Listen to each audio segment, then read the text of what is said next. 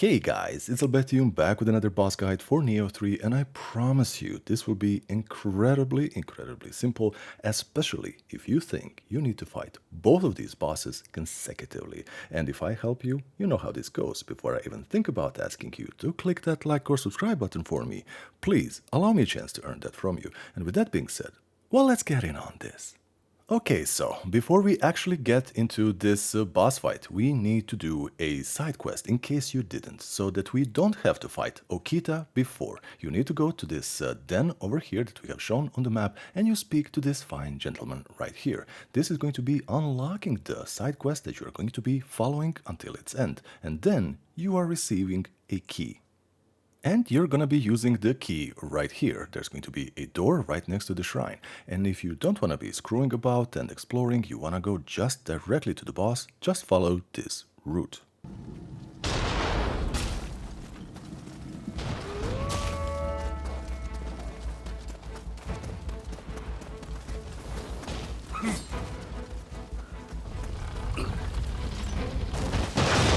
This way! Capture them!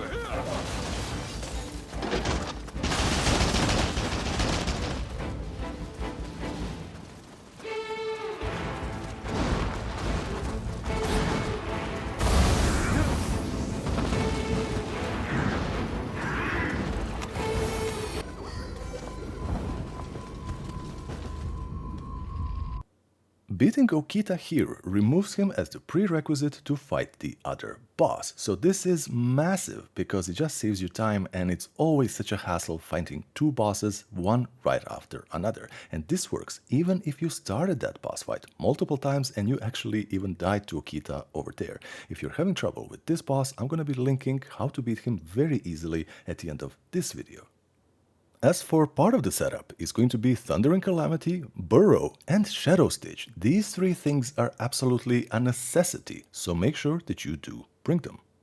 The other part of the setup is going to be the Mikoshi core in Yang position as the summon, and Konaki for the amazing talisman that helps you negate damage. And then it is time to put all of this into action.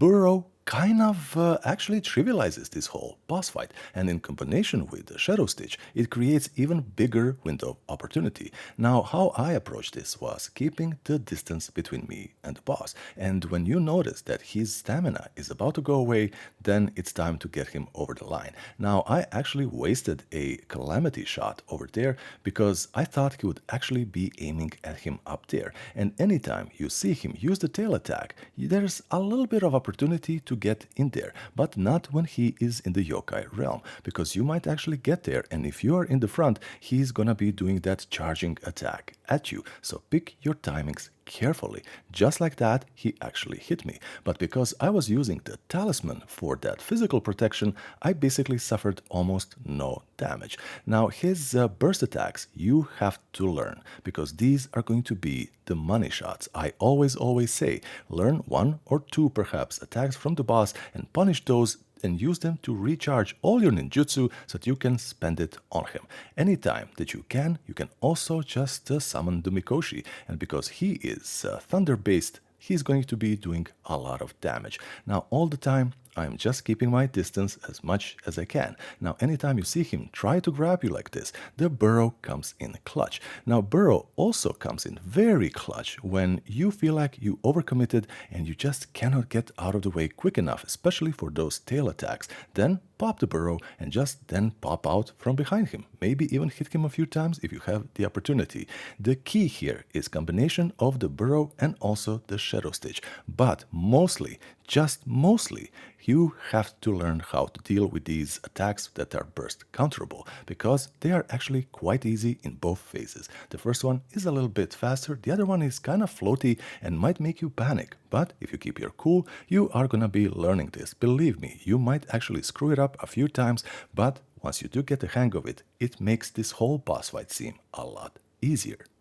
And when it comes to that whipping tail attack that goes horizontally, you can actually dodge that if you dodge towards him, but rhythm is going to be key. It's literally 1, 2. It's very, very easy if you don't panic. Guys, this is basically it. The clever combination of the items, the ninjutsu also, and keeping your distance and picking your timing correctly to punish him and also get your ninjutsu back is going to be everything. And I do mean everything. Do not panic. This is really not that big of a deal, especially when we removed that prerequisite another boss in front of this one. So if you do fail at the first attempt, who cares? At least there's no other boss, you don't have anyone to impress, not even yourself, and you have infinite lives here. So go, make me proud, and you got this, guys. Let me know in the comments. Bye-bye.